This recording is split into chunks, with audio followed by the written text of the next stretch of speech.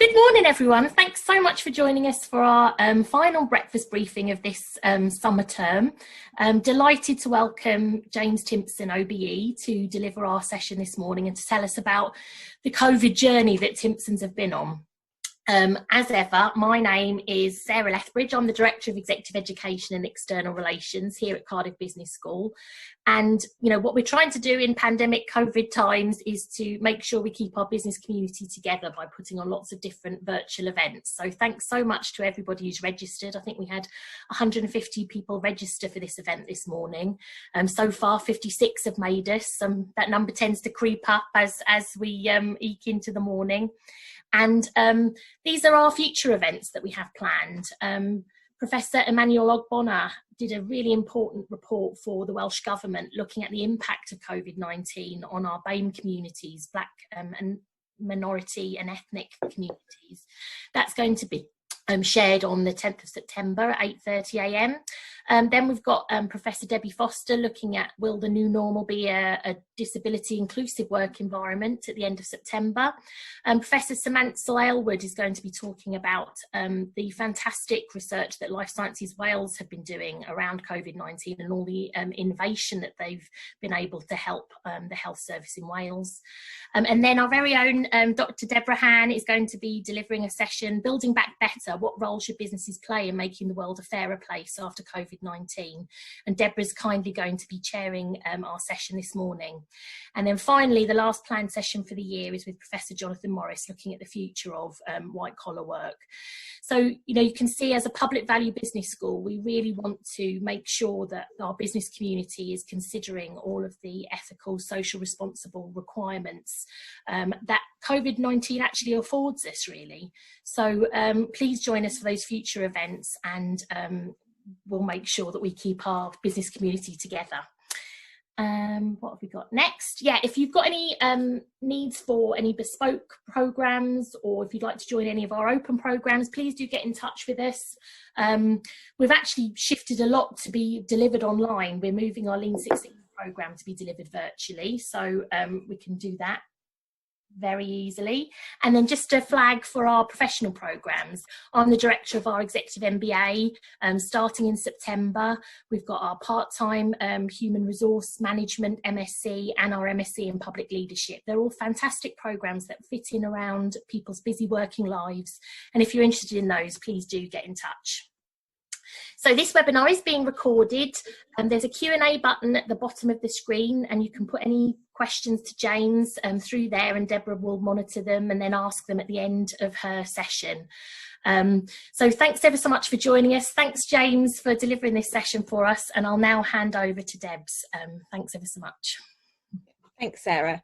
So good morning, everybody. I'm very happy to be hosting this morning's session with James Timpson, OBE, who is joining us this morning from the less than sunny Manchester. It's about as sunny as Cardiff this morning. James is the Chief Executive of Timpson's, which is the UK's leading retail service provider and a family retail business established over 150 years ago. The business trades from over 1,000 shops throughout the country, comprising of Timpson outlets, Max Spielman, Snappy Snaps, and also Johnson's Cleaners and Jeeves of Belgravia. Away from Timpson's, James is the chair of the Prison Reform Trust and was, until about 5 or 6 years ago, chair of the Employers Forum for Reducing Reoffending, a group of like-minded employers who offer a second chance to people with a criminal conviction.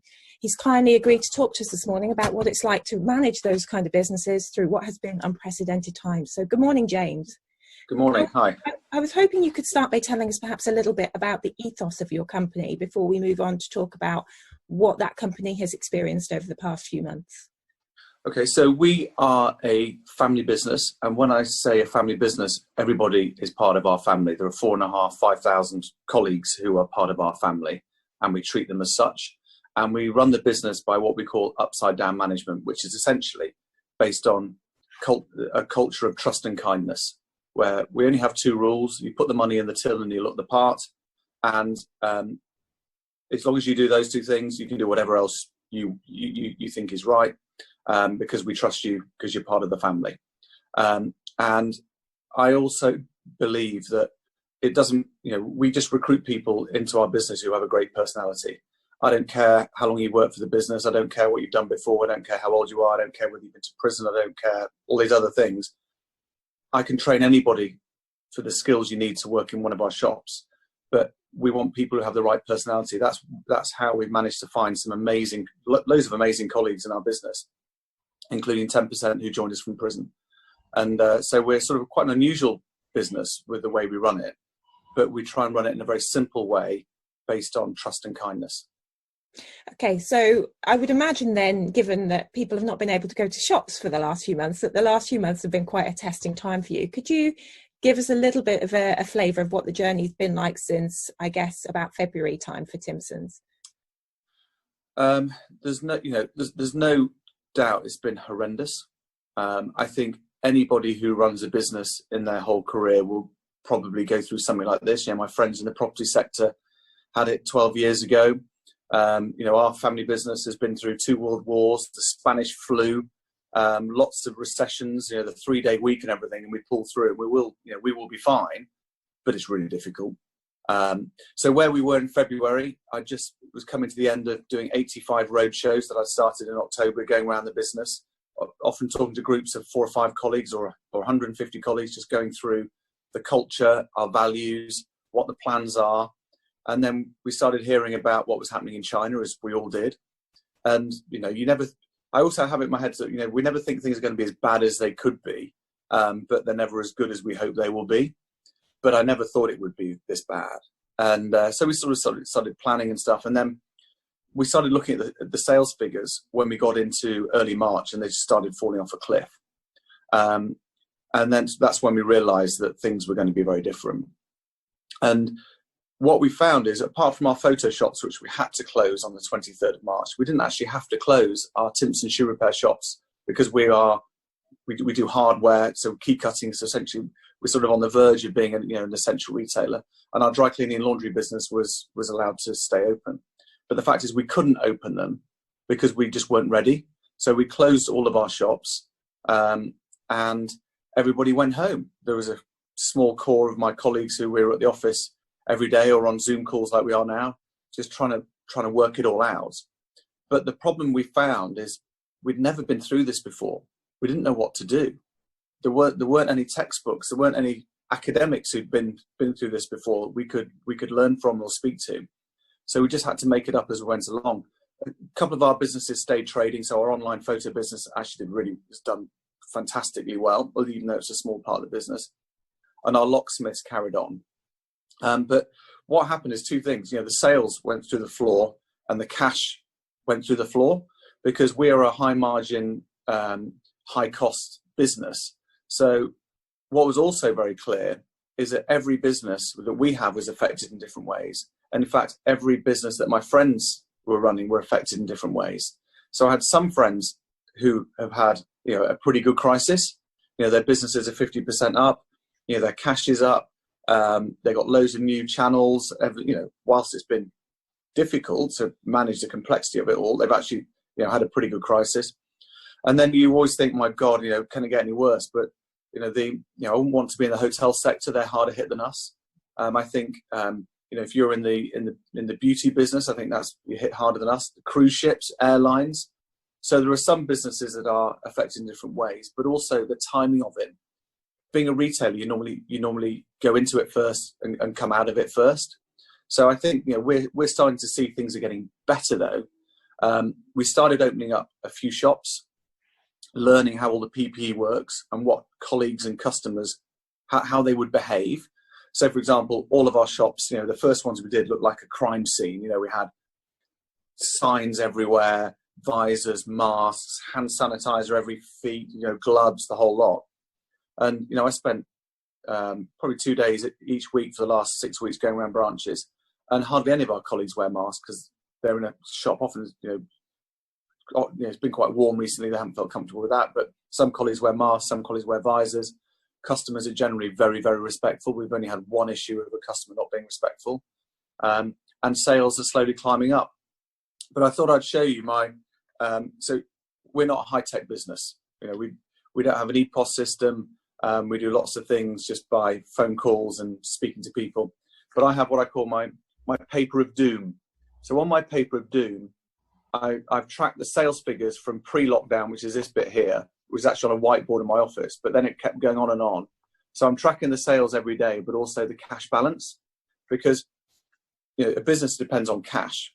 And we started this crisis with 19 million pounds in the bank, and the lowest we've got to so far is I've got down to 1,050,000. We've gone up a bit since then.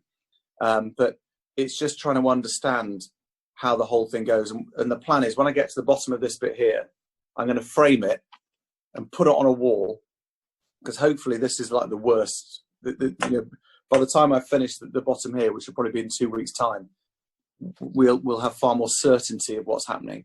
Because really, just wrapping up this sort of question here is, if I'd known at the beginning where we are now, it would have been easier to prepare. If I'd been told that, right, we're going into a lockdown for 4 weeks, and when you reopen, it's going to be exactly the same as before, that would have been easy for all of us, because basically you just had 4 weeks off. But everything is different. Literally everything is different. Where you sit in the office, how you go into a shop, how you order stock, how you deliver stock, how you hold. So closing a business down is infinitely easier than reopening.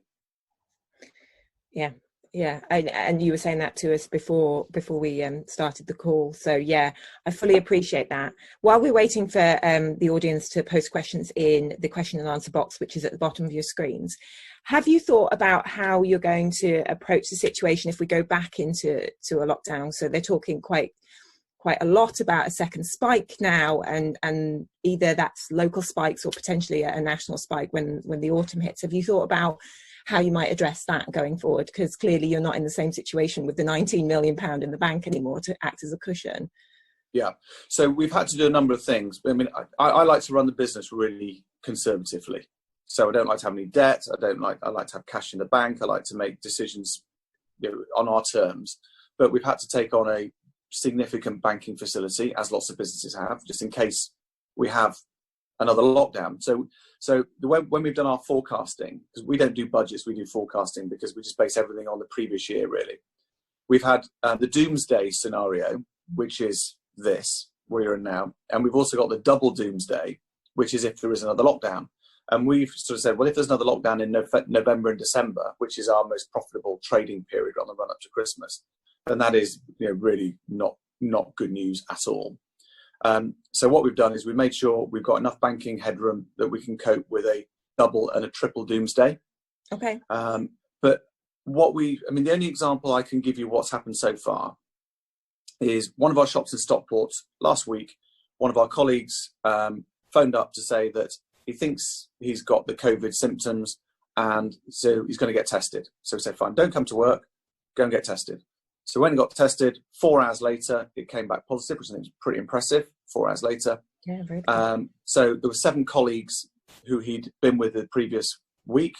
They all went straight home, self-isolated. And within 3 days, they'd all been to the test centre, which is just not far from the airport here. And it'd all come back as negative. So the process does work. I think, like all things, it just takes time to get all of our systems and processes up and running. So I really hope there isn't another lockdown, although, listening on the news this morning, California, where my sister-in-law lives, that's all happening. So I don't know. I don't think they will. I just don't think they will be able to do another big lockdown like they have done, because I don't think the country can afford it. And whether that's right or wrong is not my decision, but I think the government are going to be very reluctant to do that. Okay. So we've got some great questions coming in now. So if I could ask you some of these. I'll start with a question from Michael Baker, who says, what leadership qualities have you seen during the pandemic that have helped you and the business? Really good question. So I think we've all been tested as leaders in this period. I would say virtually all my colleagues have been amazing. Some of my colleagues haven't had a day off since the middle of March, literally not a day off. We've had, it's been quite interesting. Some of my colleagues who are sort of in the start of their careers, this has been fast track learning. This has been a wonderful opportunity for them to step up and just we're just making it up as we go along, because like lots of businesses, we haven't been through this before, so we don't know how to do it, and we've all been learning together. I think the one thing that we've tried to do is communicate well, because sending 5,000 colleagues home and saying we'll let you know when you can come back to work is a pretty daunting prospect for lots of colleagues. So we've done lots of work on mental health support, lots of communication, positive communication, but also being honest, telling everyone how we're doing, what's going well, what's going badly. For example, with all the PPE in the branches, we didn't just say this is what we're going to do. We did lots of consultation. So I certainly think this tests you as a leader. I think you can run on adrenaline for so long until it becomes the normal way that we're doing things. But I like to think that I'm a positive leader, but sometimes it's quite hard to be positive when all you're getting is bad news. We had one of my colleagues, Joe Shepherd, passed away of the virus in April, and that was a real blow for us all. So it's been really difficult. I've tried to be really positive. I try to make sure that the messaging is consistent. I've done a video every Friday to every colleague. And I've had some colleagues who say they didn't like it. They didn't want, positive news. They wanted, they didn't want to hear from us. They just wanted to keep the head down and move on. So I think leadership has been, it's been difficult. I think I found the whole thing quite difficult. But I've been fortunate that I know the business really well. I've been running the business for 20 years. My colleagues are part of my family, and I feel I can be really honest with them. When we've made difficult decisions, we've been honest about it, but it hasn't been easy. Okay. So picking up on some of the points that you made in there, I mean, there are a few questions coming through about communication, and there's a few questions coming through about well-being. So if I can paraphrase a couple of the questions around well-being, people are asking what it is that you do specifically and have done around the COVID crisis that supports colleagues with real worries. I mean, people at the minute are worried. Life is really hard. I don't know, did you take advantage of the furlough scheme at all, or? Okay, so what we did is when everybody went home, obviously the furlough scheme kicked in, and we guaranteed everybody 100% of their basic pay. So if you were paid a lot of money, you still got paid a lot of money, although no one got any bonuses, because the bonuses are earned in the shop on basic by sales. So no one lost out on basic pay, and we kept everything else the same. The colleague benefits the same. So, for example, everyone gets their birthday off. But we were concerned about a number of colleagues going into lockdown who we were already concerned about. We do an awful lot of work around wellness and supporting colleagues. So, for example, I have one colleague, Janet, who is our full-time director of happiness. It's her job to make sure that we're looking after those colleagues who are vulnerable, who are having a difficult time. I always write a card to any colleague who's lost a relative. At one point during the crisis, I was doing like 6 a day. So you could tell things were not good for colleagues. We were also specifically concerned about colleagues who live on their own. For example, so we opened up the office as early as possible because we had some colleagues who were working from home, just were desperate for human contact. So we have a wellness email that goes out every Friday. We've got all our support lines. Our area managers were phoning our colleagues on a fortnightly basis. We had some colleagues actually said, please don't bother phoning me, I'm okay. Whereas others needed daily support. Through Twitter, we've done a lot through Twitter, communicating with colleagues. But like with all communication, you could always do more and find different ways to support different colleagues. But I was specifically concerned about probably about 30, 40 colleagues we know are on our worry list through mental health issues. And they're the ones that we made sure we were specifically not managing is the wrong word, but really trying to support them. And I still think that will have to continue, because even though our shops are open and, in all intents and purposes, it's sort of back to normal, it's not. We've got lots of colleagues who are nervous about work and, apprehensive about customers coming in the shop still. So it's difficult. So kind of continuing that then, there's a question that's come in that's actually a really interesting question, drawing on the idea that you've talked about family, and now that you're talking about, you know, protecting and supporting particularly the most vulnerable members of that family. Alan Davies asks the question, how, given that a lot of your shops are maybe single people working in them, how do you reinforce that strength of the wider team or the family within those circumstances, especially as it's such a frightening time with so many kind of mental pressures going on outside?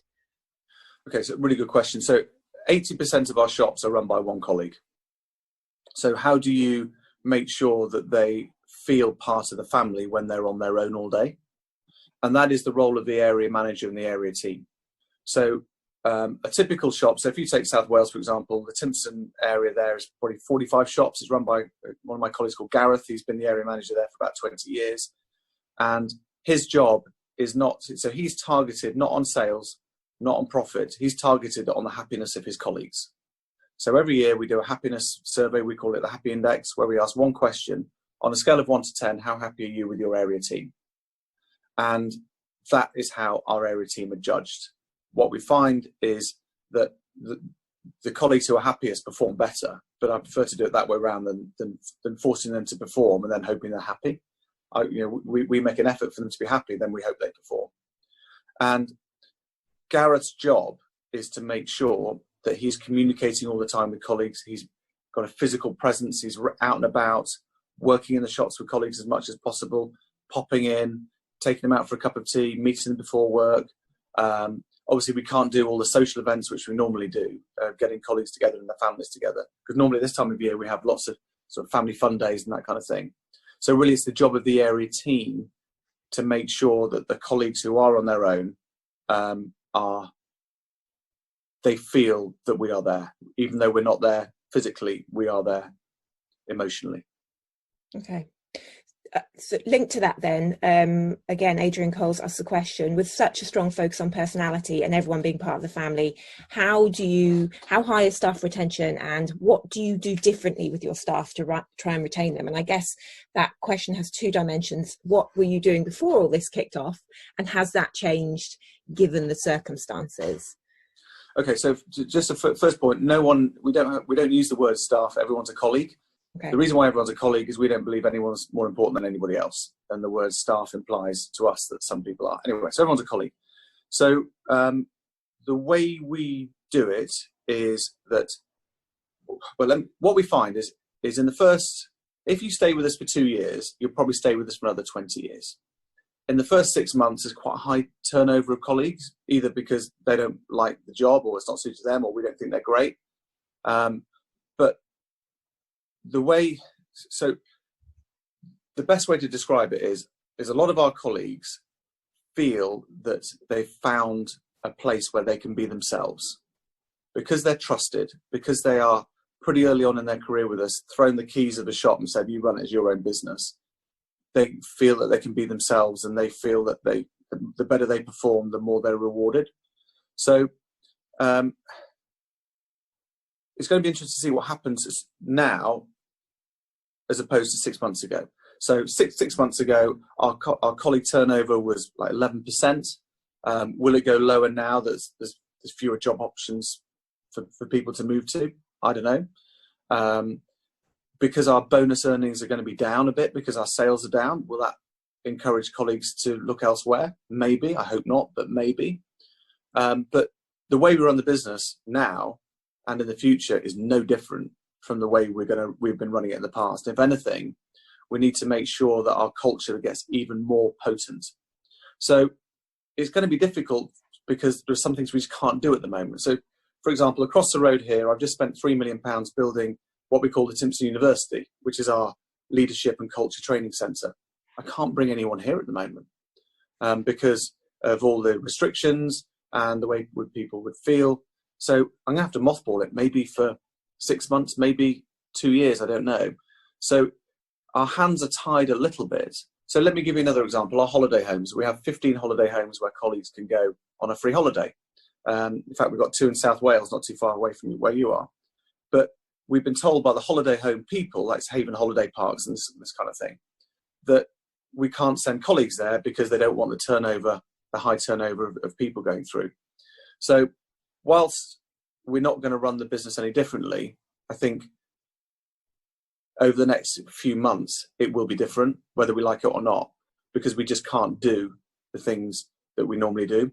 So I've made a real effort of spending even more time going around the branches. I normally do 2 days a week. I'm up to 3 days a week now, meeting colleagues, finding out what their concerns are, making sure they're happy. And that physical presence of the leader going around out and about is important.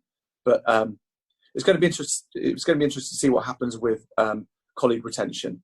I suspect people will be stickier and stay because there aren't as many options. But who knows what's going to happen to the unemployment levels? It is a concern. So we've talked a lot about your staff then, and Jan John has posted a really interesting question. What have you done to keep yourself going? Because I think that's part of the picture that we often get in this kind of crisis, is we go into the mode where do all that we can to help those around us, and we quite often forget ourselves. So what have you done to keep yourself going through this crisis? Good question. It's been difficult. First stage is adrenaline. It's quite exciting.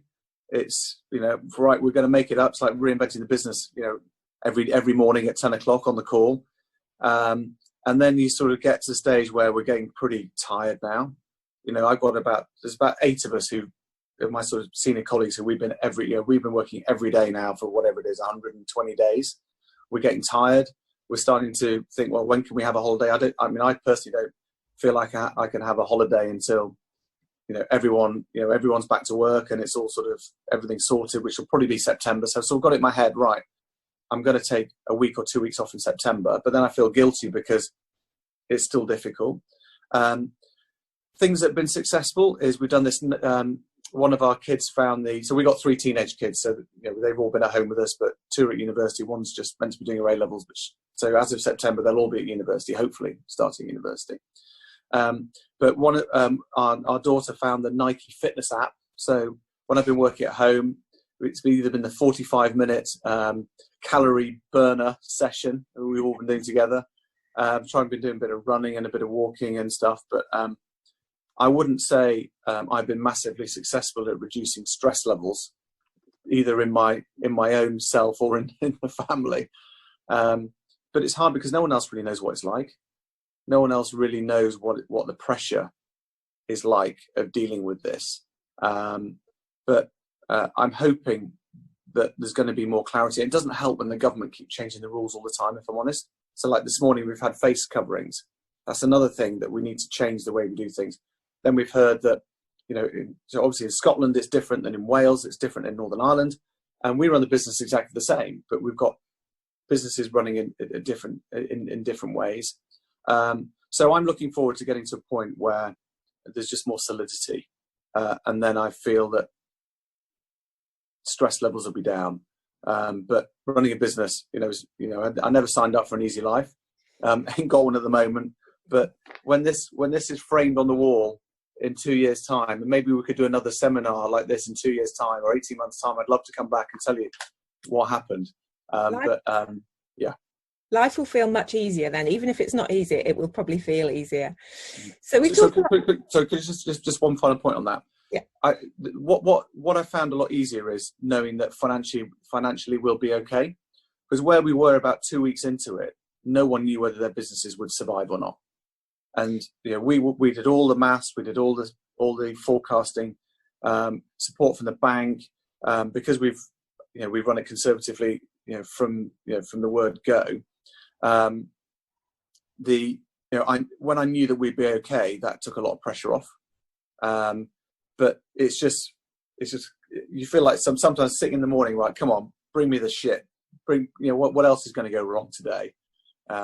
And this morning it was the face masks in England, which is a worry for me because our colleagues in our shops sell. So when you come in for 1 key, we try and sell you 2 keys. And to do that is quite a human interaction, and I worry that anyway. So I'd love to come back in future and tell you that it actually wasn't as bad as I thought it was. I thought it would be. Sarah's just sent a message that you probably won't have looked at that says, "Consider yourself booked, James." So I think I'd love to do it. It'd be great. So we've talked a lot about you and your staff. Let's talk about your business model then. Do you think that you may have to look at your business model and potentially look at different channels, such as selling online. So one of the things that we talked about before we went live was, you know, there are people who are doing really, really well out of COVID, and those are the online models. So have you thought about click and collect? Have you thought about booking systems? Have you thought about an online model? Have you thought about changing your business model in response to everything that's changing in the world around us? Yeah, I mean, I think there are some things we can do and some things we can't do.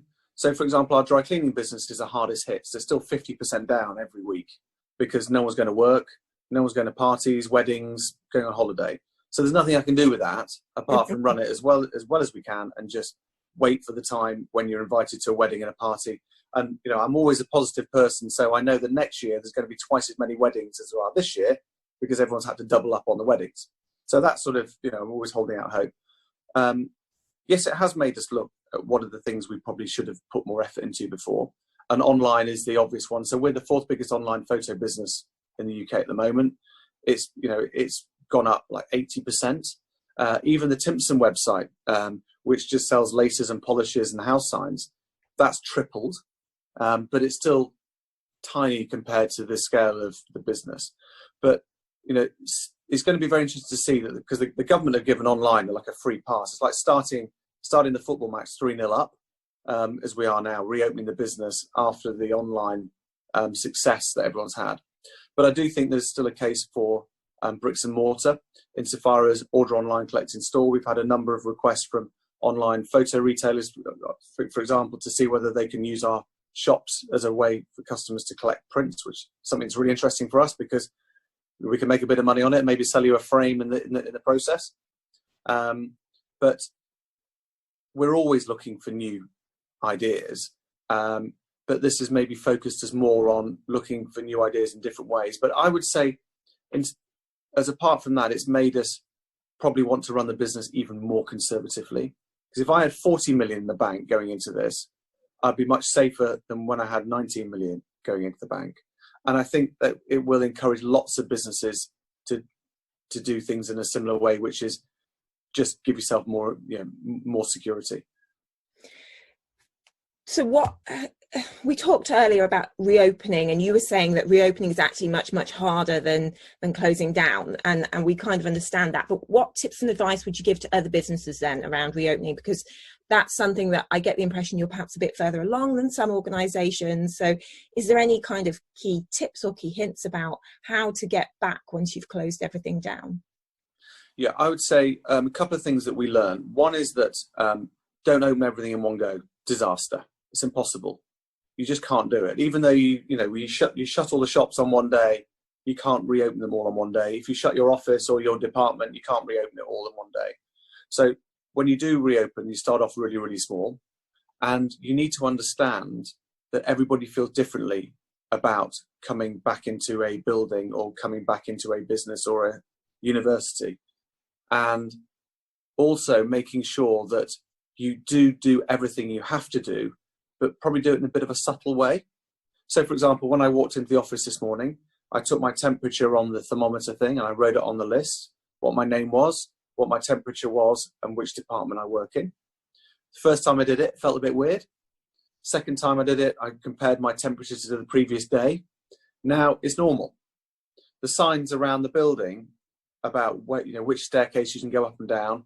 At first I thought that's a bit restrictive. I don't really like being told what to do. And now it's normal, it's okay. So what my suggestion to people would be is to understand that you will have some colleagues who are very concerned, and you need to make sure that you cater for their concerns in the same way that you put probably certain rules in place to make sure that the people who don't want to follow any rules know that they have to sort of that they need to play the game. But you've got to base it on trust. We are adults. We go about our business. We've been going to shops for the last 3 months. We've been doing lots of things. So you've got to base it on trust, but don't go over the top, but be really understanding and cater for those who are most concerned. Yeah, I totally agree. And I think you were saying earlier as well that nobody's been compelled to come back to work, certainly within your office, but people are choosing to do that. So you're clearly striking a good balance. One thing that's kind of struck me as you were talking there is about how much of this remains when things get back to normal, whatever normal is now, because it feels like a bit like 9/11, where it's a step change. And I wonder how much of this change that you're talking about will continue after it doesn't need to. Do you get any sense of any particular approaches or any elements or anything that you think's worth keeping after all of this, after we go back to the new normal? So you read a lot about how people love working from home, and most of my area managers work from home. They spend 4 days a week around the branches. We have no idea where they go. They never have to tell us. But Friday is always the admin day, and they're sitting in their offices doing their paperwork, and they do their conference calls and all that sort of stuff. We've been doing that for years. It's just different now. It's on a thing called Zoom. We use Zoom a lot, and I think it works really, really well. I do think it has its limitations. I think, as I was saying earlier on, people avoid confrontation on Zoom. People avoid those difficult conversations, which sometimes is an important part of how an organisation works. But for me, the biggest change is going to be the way the high streets work. That to me is the really big unknown. Are people going to come back to high streets? Are there going to be enough shops there that are interesting enough for people to come back?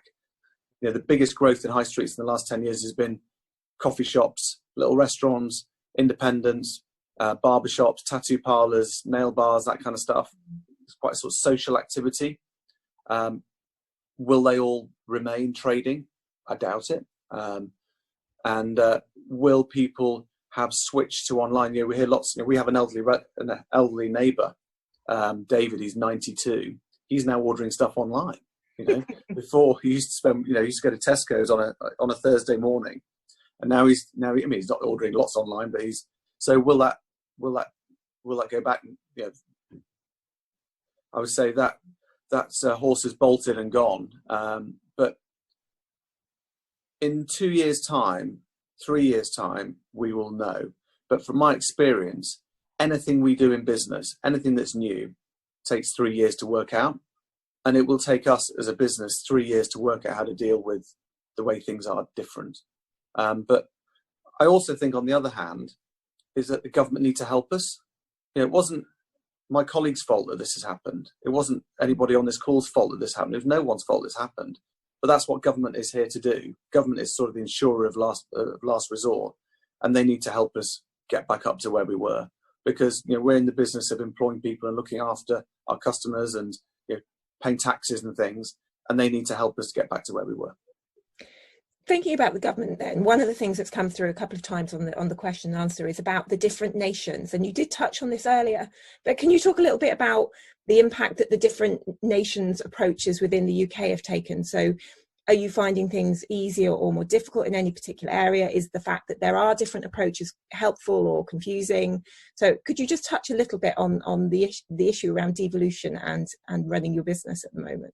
Okay, so if you look at the paper of doom, the reason why our sales are lower than we thought they would be is because of the different phasing, especially Scotland. So Scotland, if we look at where our figures are, Scotland's about 6 weeks behind where the English figures were. Wales is about 4 weeks behind. Northern Ireland is probably ahead. So every fortnight I have a call with my fellow shoe repairers around the world. There are 4 of us, that's it. It's not exactly a big community. And there's a guy called Mark who runs a chain of shoe repair shops in New Zealand. He's 20% up on last year. They've had a good lockdown. There's no COVID in New Zealand. People are feeling positive. Sales are great. Japan, where they're sort of is more of a lockdown than here. There's concerns about, I think the government is locking down heavier than here anyway. They're 20% down. Australia, where some states are really confident, they're 10% up. Other states, they're not doing great, 20% down. And across Europe, my fellow shoe repair is about 10% down. So you can see how much it varies based on the way that various governments and states are handling this. And that's the same that we're finding. We also have a very small pub business, and we have 2 sort of pub restaurants. We have 2 in Anglesey, and So obviously we can start trading from whenever it is, the 23rd, I think it is, or anyway, we're opening on the 23rd of July, but we can't trade inside until the 3rd of August. But we have another pub over in England where we can start trading. So in some ways it helps you because you can't do everything in one go anyway. But it's just another added complication. But we're respectful of the way things are, and we accept the way things are, and we just do our best. And interestingly, in Scotland, where face masks have been compulsory for shoppers, not necessarily our colleagues, but for shoppers, the first call I made this morning was to Alex, who runs our Scottish business, to say, how does it affect customers' behaviour? Because we can learn from that what happens in England. So I'll wrap up with one last question then, and it's a question that kind of links in well with the fact that we're a public value business school, and we believe very passionately that business is about more than just profit. And Deirdre Lane has asked, how would you encourage more firms to follow your social values? And I would add into that, especially in the current times when there must be a real temptation among some business employers to start to look at how they can cut some of those social values, because they aren't always the most obvious ways of making profit. So how do you get people to buy into that social ethos that you have? But equally, how would you talk to people about not cutting that in the current climate? Okay, so I'm a really commercial person, and what I've learned over the years, and especially over the last 3 months, is that the most important asset in our business is the culture of kindness that we have.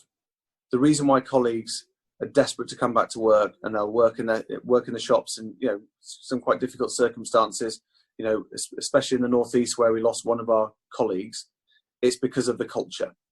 And when I was doing the roadshows starting off in October last year, one of the things I say in the roadshows is, even if we have a really bad run and the business doesn't perform well, the last thing we will stop doing is all the benefits to colleagues and looking after our colleagues and reinforcing the culture of kindness. And that's exactly what has happened. We haven't cut anything. If anything, we're looking to do more things, because I know that the best way to get out of the problems we've got is through the colleagues that I have really helping us more, not even looking at their job descriptions, but just helping us. And they do that because I've looked after them when they've had a difficult time. And I'm hoping that they will look after us when we're having our difficult time. And one last point, what do you see as the future of the high street then? I see the future of the high street is going to be different. Don't see a high street as shops, see it as buildings. See it as buildings that have cafes in, clothes shops in, shoe repair shops in, butchers, bakers in, but also where people live, where people study, where people go to the library, where people hang out. It's different, but just see them as buildings, don't see them as shops, and then you won't be too scared. Thank you very much. That's been really, really interesting. So I'm going to hand back to Sarah Lethbridge now. Thanks again for your time, James. Thanks so much, James. It was so interesting hearing your journey, and thanks for being so honest about it. It's been really refreshing. As Deborah said, Deb's within our management and employment organisation section in the school, very active. We really care around social and ethical values within business. We care as much about delivering those as we do economic. And as James has talked about, they actually work hand in hand. So thanks ever so much, James. It's really amazing. And we're going to have a small summer break now with our webinar series. I hope you've appreciated that we've been really trying. We've been doing a webinar every fortnight almost to keep our business community together. So there'll be more conversations from us over the summer, and then we'll be back in September with our next event. Thanks so much, James. Thanks to everyone who's joining us. I think we had about 75 people on the Zoom call at its peak, and you really kept everyone's attention the whole time. So thanks, everyone, and see you all soon.